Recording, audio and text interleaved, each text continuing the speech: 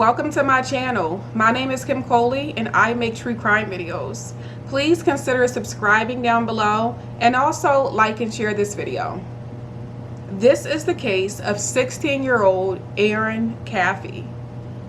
After Erin Caffey's family told her she could no longer see her boyfriend anymore, she convinced her boyfriend to kill them. Erin Caffey was born on July 27, 1991 in Emory, Texas. Her parents were Terry and Penny Caffey, and she also had two little brothers, Tyler and Matthew.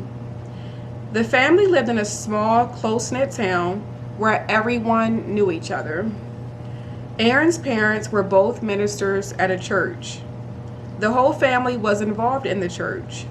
Erin's mother, Penny, and her little brothers played instruments for the church, and Erin sang for the church choir.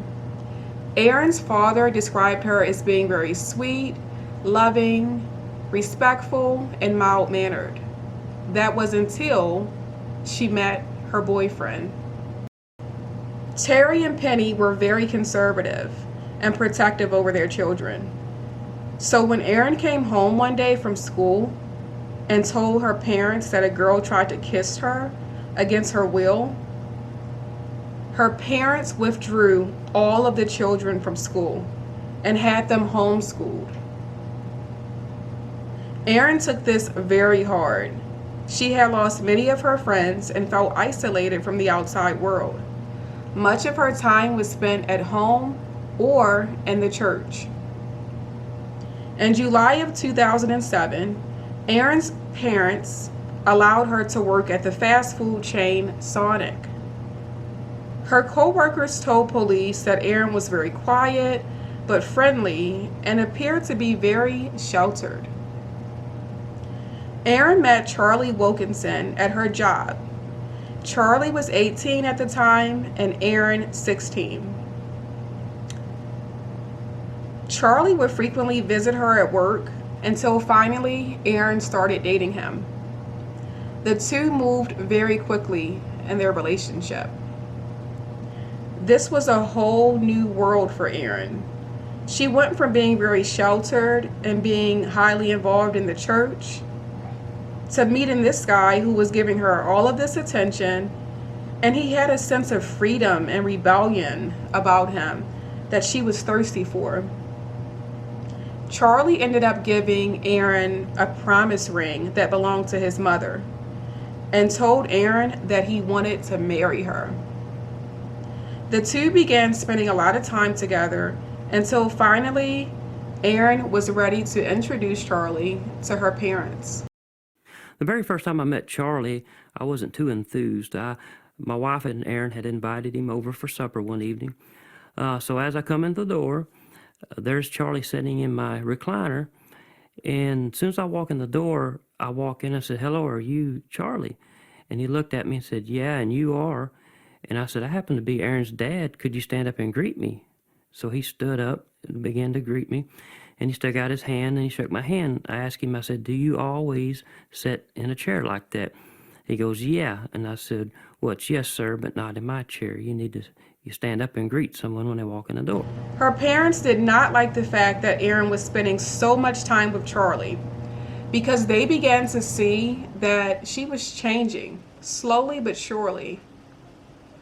First of all, she started to become very disrespectful and she became very distant from the family. Her grades even began to slip. Erin's parents immediately stepped in and they told Erin that she could only see Charlie once a week and they must be supervised at the Caffey's home.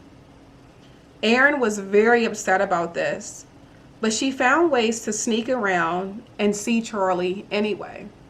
Soon after this, Erin's parents see that she's wearing an engagement ring from Charlie, which infuriates them. Her parents then decide to look more into Charlie, so they decide to search his social media accounts, and they are disturbed by what they see.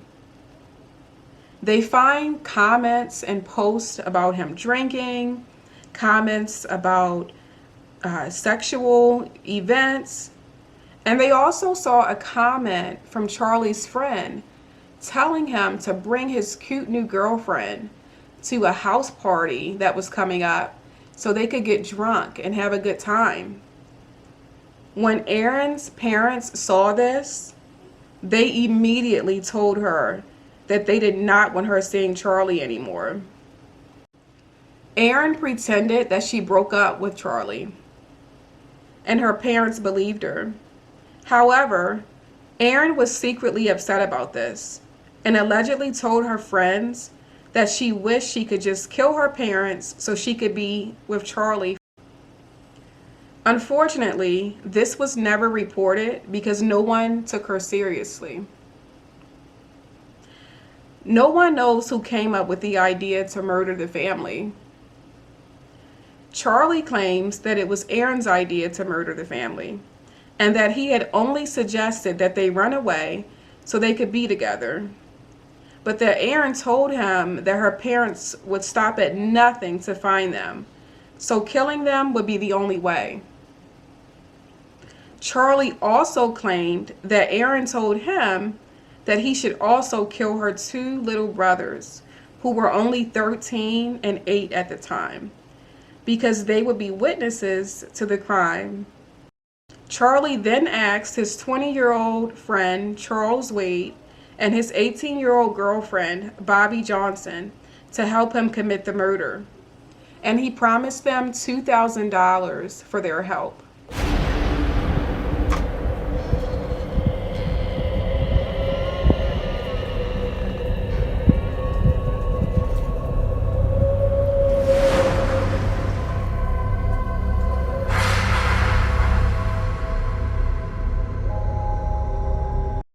On March 1st, 2008, at around 12 midnight, Charlie and his accomplice, Charles Wade, entered the Caffey home.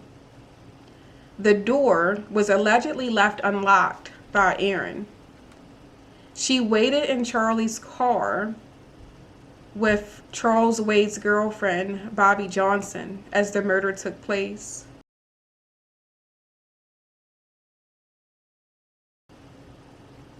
Erin claimed that she was forced to wait there by Charlie. However, she had a suitcase packed with her belongings, which contradicts her story that she'd been kidnapped. Charlie first entered Erin's parents' room while the couple slept, and he repeatedly fired at them with a .22 caliber gun. He shot Terry 11 times, including once in the face. Penny was shot as well until Charlie's gun jammed.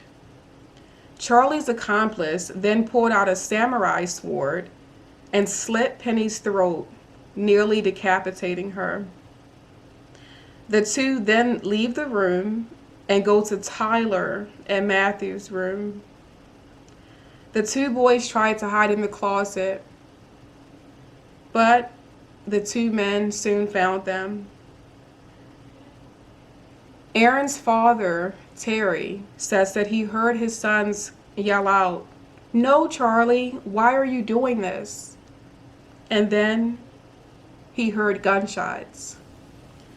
Tyler was shot in the face and body multiple times, and Matthew was stabbed repeatedly. The two men took turns stabbing Matthew.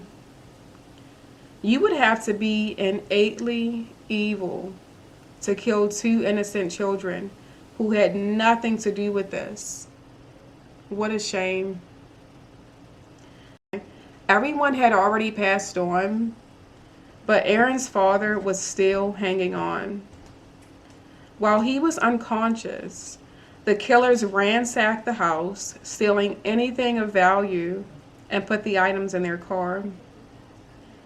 They then re-entered the house and poured lighter fluid all around the home before setting a fire to it. Luckily, Terry regains consciousness. Soon thereafter, he tries to escape the house. It was incredibly difficult as he had sustained several gunshot wounds. Knowing that his family was most likely dead and seeing that the house was on fire, he climbed out of his window and goes to a neighbor's house for help, having to crawl the whole way there because he couldn't walk. Finally, the porch light comes on, and then Tommy opens the door and he looks down and he sees me, and he says, "Oh my gosh, what's happened?" So I said, "Charlie's came in and he's murdered the family." I had lost everything, even the clothes off my back. Family, house burnt down. And that's when the despair hit me that I had lost it all.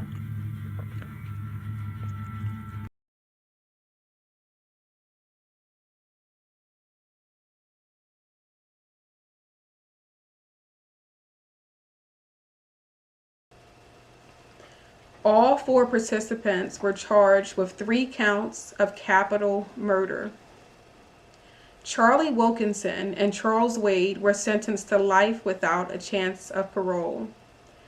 Erin Caffey and Bobby Johnson were also sentenced to life, but both will be eligible for parole in roughly 40 years. Prosecutors asked for the death penalty for Charles and Charlie, who had physically committed the murders, but Terry Caffey requested that this be dropped. As a Christian, he believed in forgiveness and second chances, so he did not want the boys to be put to death. Till this day, Erin's father, Terry, believes that his daughter is innocent. The authorities were saying, and of course to this day will say, that she was the main mastermind in all of it, and I refuse to believe that.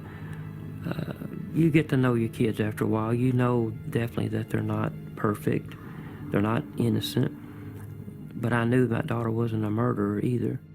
She was always a good kid. It wasn't until Charlie came into the picture that we began to have problems.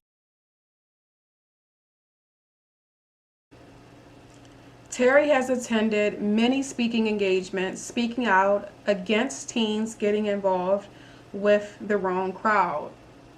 He does this in order to save the lives of others in hopes that teens won't get mixed up with the wrong people. Terry has also recently released a book called Terror by Night, which details the murders of his family and his rise from tragedy. Was Erin a victim of Charlie's manipulation? Or was she the evil mastermind that had him kill her entire family? Let me know what you guys think of this disturbing case down in the comments. Thanks for watching.